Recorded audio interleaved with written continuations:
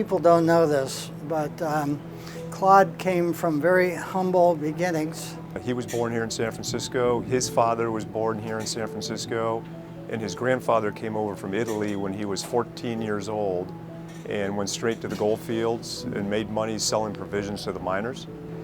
His ancestors came to San Francisco with very little resources and decided a smart thing to do would be to start buying real property in North Beach, and the rest you can figure out.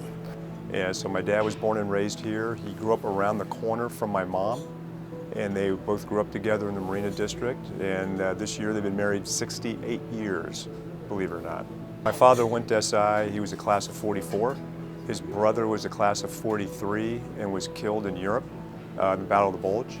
And my dad, in 44, left SI.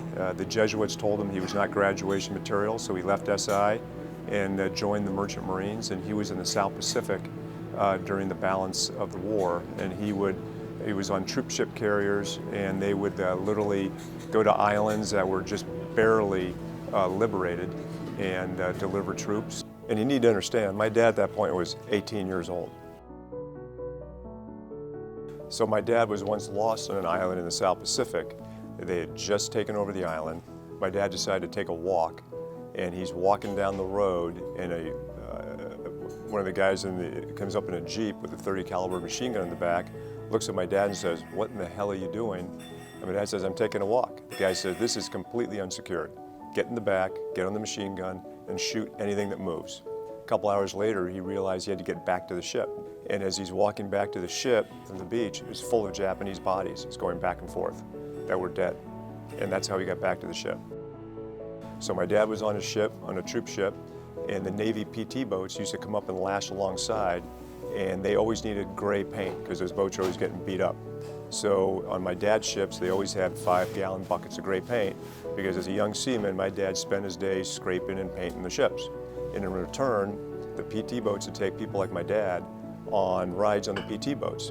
So they put them in a turret with twin .50 caliber machine guns, and what they do is to smoke out the Japanese, they'd go up to islands that weren't unsecured, and they'd have my dad fire into the tree lines right above the beach, and they'd wait for the Japanese to return fire. When the Japanese did return fire, they would check out and watch and note where the muzzle flashes were. They would radio those coordinates in the destroyers, and the destroyers would lob shells in there to shell the Japanese. So in essence, they basically their job was way out of scope from being a merchant sailor.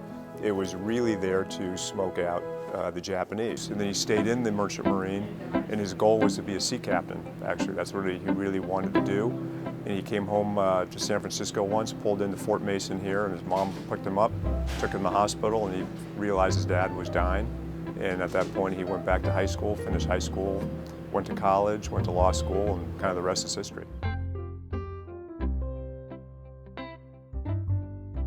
My dad graduated from USF as an undergrad as an accounting major, decided to go to law school, graduated in 2.5 years, and at that point became a public defender, and he was a public defender for 16 years.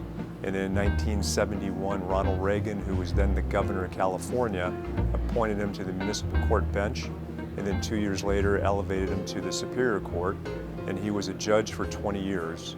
Retired in 1991, and then he sat pro tem as a temporary judge when they needed judges to do complex criminal cases for another 15 years. So all in, he sat on the bench for 35 years.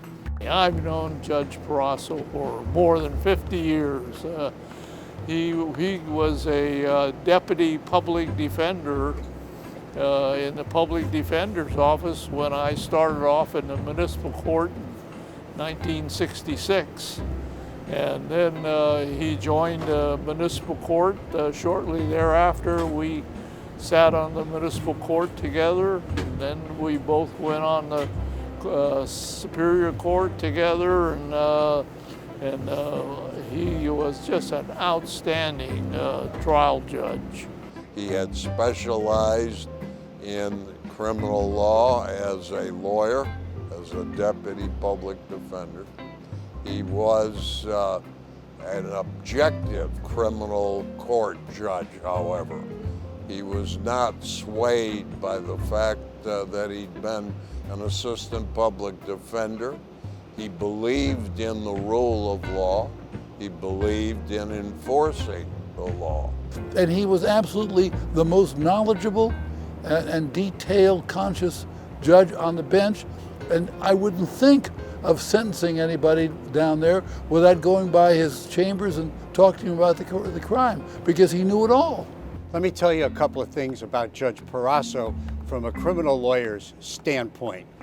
First of all, he was somebody that you better not ever appear in front of unless you were really well prepared. Because if you weren't, when you walked out of his courtroom, you weren't going to be happy. He was probably, of all the judges I ever appeared in front of, the best settlement judge you ever saw. He could get a district attorney and a defense attorney, and he could bring them together, and they'd work out a settlement like no judge I ever saw. He was also very much in favor of disposing of cases without trial. Back in those days, we used to have pretrial conferences where the parties would come in and the parties would discuss possible dispositions on guilty pleas and sentencing. And Claude was known to lean over backwards for the defendant and offer him argue against the district attorney for a reduced sentence if he plead guilty. But he would also say, but if you don't plead guilty and if you insist on going to trial, you may get a very heavy sentence. His entire career, he served his community as a public defender, as a judge. When I grew up, he served on every board around, and he's active in our school and our church and everything. But he was all about service. He was very active in North Beach, and he was chairman of the Columbus Day Parade for several years. Those were the days when there was a really big event in Columbus Day Parade. When he retired in 1991, he and my mom started taking a lot of trips. He really enjoyed being on the water. And he and my mom, since they retired, have taken countless cruises. They got 400 or 500 sea days, and they've sailed all over the world. And to this day, they still love doing it. They just got back from a 3-week cruise through the Panama Canal, and he loves being on the water, absolutely loves it. The thing that stands out the most to me about Judge Perasso is how fair he was. For being a judge, he's the most non-judgmental person I met. I've never heard him once utter a racial comment, an anti-Semitic comment, and that's a legacy that I think we could all use. Judge Perasso's legacy in the judicial system has already been cast in stone. He was the best felony trial judge we have ever had. It's important for us to document the life of a great judge like Claude Perasso, because it stands out as a lesson to new judges coming in.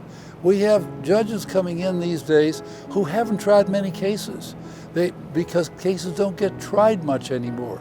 And it's important to have people who have the institutional memory that Claude Perasso has to be able to show them what to do.